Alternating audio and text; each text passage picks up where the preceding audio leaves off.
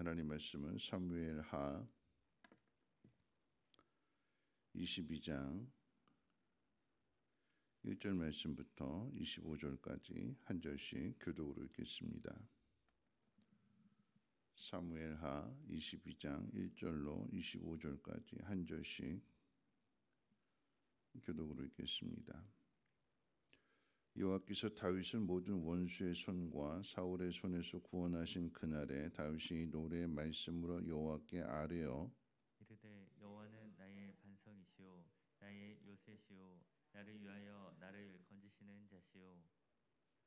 내가 피할 나의 반석의 하나님이시오 나의 방패시오 나의 구원의 뿌리시오 나의 높은 망대시오 그에게 피할 나의 피난처시오 나의 구원자시라 나를 폭력에서 구원하셨도다. 내가 찬송받으실 여호와께 아뢰이니 내 원수들에게서 구원을 받으리로다. 사망의 물결이 나를 애우고 불의의 창수가 나를 두렵게 하였으며 소울의 줄이 나를 두르고 사망의 올무가 내게 이르렀도다. 내가 환난 중에서 여호와께 아뢰며 나의 하나님께 아뢰었더니 그가 그의 성전에서 내 소리를 들으시며 나의 부르짖음이 그의 귀에 들렸도다. 이에 땅이 진동하고 떨며 하늘의 기초가 요동하고 흔들렸으니 그의 진노로 말미암음이로다. 그의 코에서 연기가 오르고 입에서 불이 나와 사름이여 그 불에 숯이 피었도다. 그가 또 하늘을 들이우고 강림하시니 그의 발 아래는 어두캄캄하였도다. 그룹을 타고 나르시며 바람 날개 위에 나타나셨도다. 그가 흑암 곧 모인물과 공중의 빽빽한 구름으로 둘린 장막을 삼으심이여 그 앞에 있는 광채로 말미암아 숯불이 피었도다. 여호와께서 하늘에서 우레소리를 내시며 지존하신 자가 음성을 내심이여 화살을 날려 그들을 흩으시며 번개로 무찌르셨도다. 이럴 때에 여호와의 꾸지람과 콧김으로 말미암아 물밑이 드러나고 세상의 기초가 나타났도다. 그가 위에서 손을 내미사 나를 붙드시며 많은 물에서 나를 건져내셨도다. 나를 강한 원수와 미워하는 자에게서 건지셨으며 그들은 나보다 강했기 때문이로다. 그들이 나의 재앙의 날에 내게 이르렀으나 여호와께서 나의 의지가 되셨도다. 나를 또 넓은 곳으로 인도하시고 나를 기뻐하심으로 구원하셨도다. 여호와께서 내 공의를 따라 상 주시며 내 손의 깨끗함을 따라 갚으셨으니 이는 내가 여호와의 도를 지키고 악을 행함으로 내 하나님을 떠나지 아니하였으며 그의 모든 법도를 내 앞에 두고 그의 규례를 버리지 아니하였음이로다. 내가 또 그의 앞에 완전하여 스스로 지켜 죄악을 피하였나니. 같이 읽겠습니다. 그러므로 여호와께서 내 의대로 그의 눈앞에서 내 깨끗한 대로 내게 갚으셨도다. 아멘. 오늘 이 시편 오늘 이 사무엘하 22장의 말씀은 다윗의 승전가로 이렇게 제목이 붙여져 있는데 이 다윗의 찬양은 시편 18편 말씀과 동일한 내용이기도 합니다. 시편 18편의 말씀은 그 앞에 제목이 여호와께서 다윗을 모든 원수의 손과 사울의 손에서 구원하신 날에 드리는 다윗의 찬송이라고 하는 그런 부제가 달려져 있습니다. 자신의 인생을 돌아보면서 또 이 사무엘하를 정리하면서 하나님이 어떤 하나님이신지를 다윗의 찬양을 통해서 고백하게 될 때에 1절부터 4절 말씀까지를 보면 여호와는 나의 반석 요새 나를 위하여 건지시는 분 나의 반석의 하나님 나의 방패 또 구원의 뿔 높은 방대 내가 피할 피난처 나의 구원자이시니 내가 원수들에게서 구원을 얻으리로다. 이런 표현을 하고 있는데 한마디로 이야기하면 안전하다 그런 의미가 되는 거죠. 하나님이 나의 하나님이 되시기 때문에 걱정이 없다. 그런데 다윗은 언제 이런 믿음을 가졌을까요? 사무엘상 이제 16장부터 이렇게 쭉 기록되어진 다윗의 그 인생의 여정 가운데 보면 16장에서 양을 지킬 때 맹수들이 나타나서 양을 잡아먹으려고 할 때 그 맹수들의 손에서 어린 소년이 양을 지켜내는, 그러니까 하나님께서 도와주시지 않으면 할 수 없는 일들, 그러니까 위험하고 힘들고 어려운 그 상황 속에서 하나님께서 나를 지켜주신다. 그래서 나는 안전하다. 또 골리앗과의 싸움에서 이기게 하시는 하나님. 사울이 다윗을 죽이려고 창을 계속해서 던질 때 또 동굴에 숨어서 정말 생명이 그 아주 바람 앞에 등불처럼 촛불처럼 꺼져갈 수밖에 없는 그런 상황 속에서도 하나님께서는 건져주시는 그런 능력을 경험하게 될 때에 블레셋에 도망쳐서 위험한 그 순간들, 정말 자신의 손으로 이스라엘을 죽여야 되는 그런 상황 속에서도 하나님께서는 블레셋의 신하들을 통해서 그 위기에서 건져내시는 이 모든 과정들을 통해서 생각하게 될 때에 하나님이 나를 구원해 주신다. 그런데 그 하나님은 내 하나님이다라고 하는 것을 다윗이 고백하는 거죠. 인생의 어려운 일들이 없이 그저 순탄하게 편안하게 걸어가는 그것이 아니라 수많은 어려움들을 만남으로 인해서 그 어려움 가운데 나를 지켜주시는 분, 안전하게 하시는 분 오직 하나님이시다라고 하는 것을 다윗이 경험하게 됩니다. 이 뭐 방패, 산성, 구원의 뿔 이런 은유 하나 하나마다 사연이 있고 그 안에 풍성한 간증이 담겨져 있습니다. 고난의 수렁에서 건져주시는 하나님은 나의 하나님, 내 하나님, 내 편을 대주시고 또 늘 감찰하시고 나와 동행해 주시는 그 하나님이심을 고백하게 되는 거죠. 하나님이 다윗의 인생 가운데 반석이 되시듯 하나님을 의지하는 다윗의 그 믿음이 반석으로 다져지게 됩니다. 그러니까 수많은 시련들을 만남으로 인해서 다져져서 신앙이나 인격이나 이제 같아지게 되는 거죠. 하나님을 닮아가는 것입니다. 다윗이 반석이 되면 될수록 그가 왕으로 있을 때에 그의 백성들이 다윗으로부터 보호를 받게 되는데 다윗에게 가면 안전하다. 건져주시는 정말 죽을 수밖에 없는 그런 상황인데 그런데 그 속에서도 하나님께서 다윗을 건져내시는 그러니까 다윗과 함께하는 이스라엘 백성들도 그것을 똑같이 경험하게 되는 거죠. 다윗 옆에 있으면 안전하다. 하나님이 지켜주신다. 왜 이렇게 될까요? 다윗의 믿음이 하나님을 향하여 반석이 될수록 다윗의 삶 또한 백성들에게 있어서의 반석이 되는 것을 나타나게 되는 거죠. 블레셋을 어제 말씀이 그런 내용이잖아요. 그저께 그 말씀이 블레셋을 죽인 거인들 다윗이 골리앗을 죽였더니 다윗의 신하들도 블레셋의 거인들을 죽이는 그런 믿음의 사람들이 용사들이 되게 되는 거죠. 우리가 주님을 닮아가는 그 모습 속에서 내가 닮아가면 닮아갈수록 나를 따르는 사람들도 나와 함께하는 사람들도 같은 모습으로 닮아가게 된다는 것입니다. 자, 그런 하나님을 다윗이 찬양하는 내용이 이제 5절부터 이제 계속해서 이어지게 되는데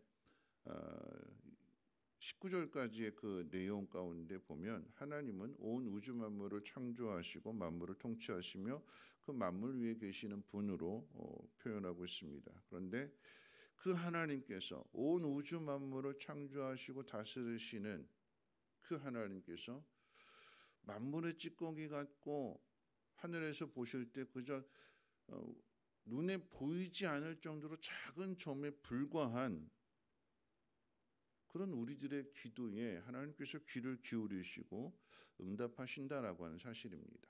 다윗이 찬양하는 내용이 그 찬양이에요. 내가 무엇이간데 보잘것없고 연약하고 양치는 집안에 그것도 막내 아들로 태어났는데 하나님께서 나를 이스라엘의 주권자로 삼으신 그 하나님이 도대체 내가 무엇이간데 이처럼 사랑하시는가? 내가 기가 막힐 그런 웅덩이에 빠져 있고 수렁에 빠져 있을 때 내가 하나님 앞에 기도할 때마다 하나님은 들으시고 나를 건져내시는 그 하나님을 찬양하게 돼. 우리 7절 말씀 같이 한번 읽어볼까요? 7절 말씀입니다. 시작. 내가 환난 중에서 여호와께 아뢰며 나의 하나님께 아뢰었더니 그가 그의 성전에서 내 소리를 들으시며 나의 부르짖음이 그의 귀에 들렸도다. 하나님께서 우리의 그 간절한 소원에 귀를 기울이시고 응답해 주시는 그 결과는 8절 말씀인데 8절은 이렇게 기록되어져 있습니다. 주께서 노하시니 땅이 진동하고 산의 뿌리가 요동하였도다. 내 원수 앞에서 내가 하나님 나를 건져주십시오, 나를 도와주십시오라고 하나님 앞에 기도했더니 하나님께서 그 기도를 들으시고 내 원수들에 대하여 하나님께서 노를 바라시는 거죠. 땅이 진동하고 산의 뿌리가 요동하였도다. 우리가 살아가는 과정 속에서 이 땅의 홍수와 지진과 태풍 등 수많은 자연 재해들을 경험하게 됩니다. 그런데 이 자연 재해들, 홍수나 지진이나 태풍 이런 모든 것들은 믿지 않는 사람들에게만 내리는 것이 아니라 믿는 사람들에게도 피해를 줍니다. 왜 하나님께서 하나님의 자녀들을 이렇게 힘들게 하실까? 좀 건져내시면 안 되나? 왜 똑같이 어려움을 당하게 하실까? 우리는 생각하게 되지만 그러나 잊지 말아야 되는 것은 하나님보다 인간을 더 사랑하시고 그러니까 자연을 하나님보다 더 사랑하는 그분은 없는 거죠. 나를 사랑하시고 또한 이 우주 만물을 정말로 사랑하시는 분은 하나님밖에 없어요. 근데 그 하나님께서 우리를 고통 가운데 두신다거나 또는 자연에게 피해를 입힌다라고 했을 때 왜 하나님 이렇게 하시는가 원망하고 불평할 일이 아니라 그 누구보다도 사랑하시는 하나님께서 이와 같은 일들을 허락하실 때에는 하나님의 분명한 뜻이 있다라고 하는 것을 우리는 믿음으로 받아들여야 되는 것입니다. 하나님은 사랑의 하나님이시고 우리를 위해서 독생자까지 주시는 그런 하나님이시라고 한다면 그걸 믿는다고 하면 원망하고 불평할 일이 아니라 낙심하고 절망할 일이 아니라 그 안에서 우리가 해야 할 일들을 찾아야 되는 거죠. 그 사실을 깨닫게 해주시는 그런 내용이 20절인데요. 우리 20절 같이 한번 읽어볼까요? 20절 말씀입니다. 시작. 나를 또 넓은 곳으로 인도하시고 나를 기뻐하심으로 구원하셨도다. 왜 하나님께서 홍수와 지진과 수많은 자연재해들 또는 수많은 고난을 우리에게 허락하시는가? 그 이유가 어디에 있대요? 내 지경을 넓히시기 위해서, 나의 믿음을 넓히시기 위해서. 지경이 넓어진다라고 하는 것은 여러분 믿음이 넓어지는 거예요. 지경이 넓어진다는 것은 그만큼 예를 들어서 땅을 이야기할 때에 땅이 넓어지면 그만큼 관리해야 될 영역이 더 많아지는 거죠. 더 많이 땀 흘려야 되고요. 더 많이 수고해야 되는 것이고요. 더 많은 어려움들을 당할 수도 있습니다. 여러분 부자가 되면 좋다고 생각하지만 그만큼 신경 쓸 일이 더 많은 거예요. 잘 관리해야 되는 거잖아요. 한순간 방심하게 되면 하루아침에 무너질 수밖에 없어요. 그렇지 않도록 계속해서 마음을 써야 되는 거예요. 지경이 넓어지는 것.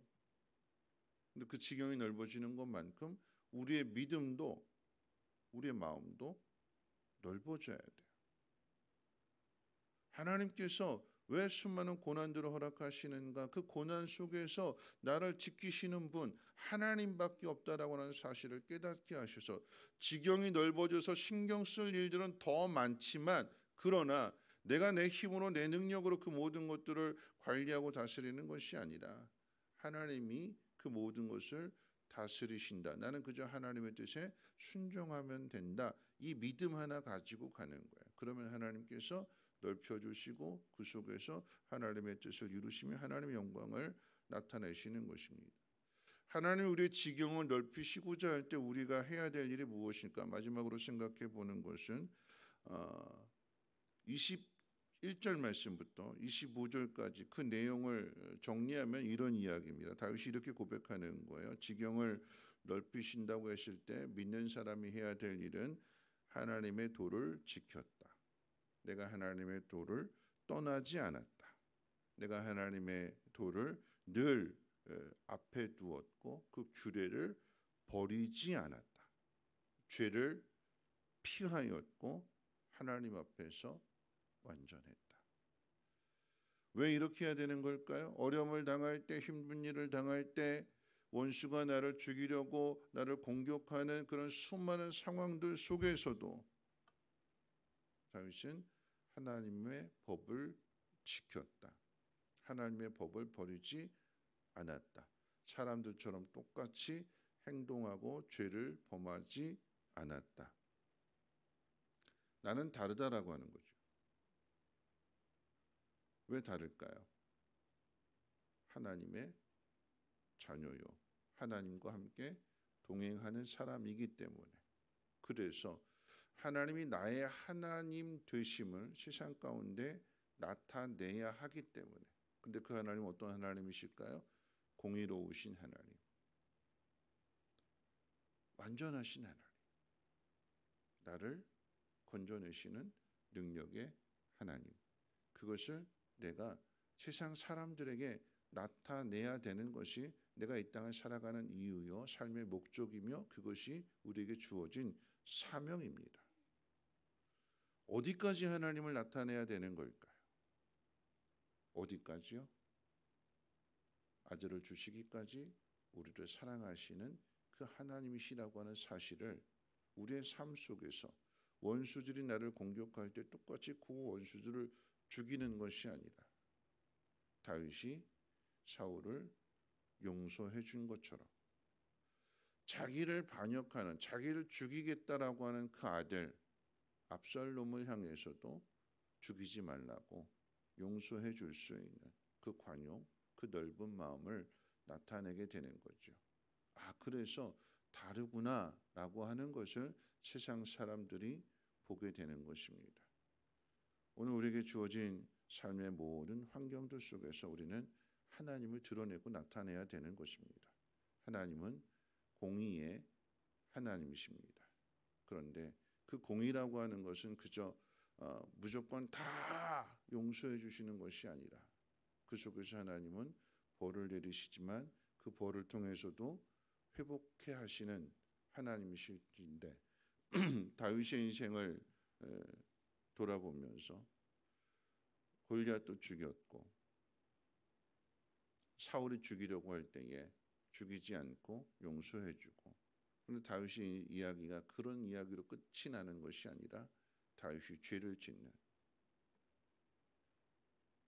다윗도 죄인이다라고 하는 것을 그의 인생 가운데 하나님 드러내시잖아요. 우리도 마찬가지입니다. 하나님께서 우리를 높여주실 때가 있어요. 근데 그 가운데 우리를 다시 떨어뜨리실 때도 있어요. 그러면 그 떨어진 상황 속에서 우리가 어떻게 해야 될 것인가? 하나님의 공의로우심, 하나님의 완전하심을 떨어진 그 상황 속에서 나타내고 드러내고, 우리가 원수였고 하나님에게서 멀어졌는데 그런 우리들을 하나님 버리지 아니하시고 인생 가장 밑바닥까지 떨어졌는데 그런 우리들을 위해서 아들을 주셔서 구원해 주시는 그 하나님의 사랑, 그 하나님의 용서를 우리 또한 이 땅을 살아가는 삶의 여정들 속에서 하나님의 하나님 되심을, 그분이 나의 아버지이심을 드러냄으로써 하나님의 뜻을 이루고 하나님의 영광을 나타낼 수 있는 믿음의 삶을 살아가시기를 주님의 이름으로 부탁을 드립니다. 찬송가 413장 함께 찬송하고 기도하겠습니다.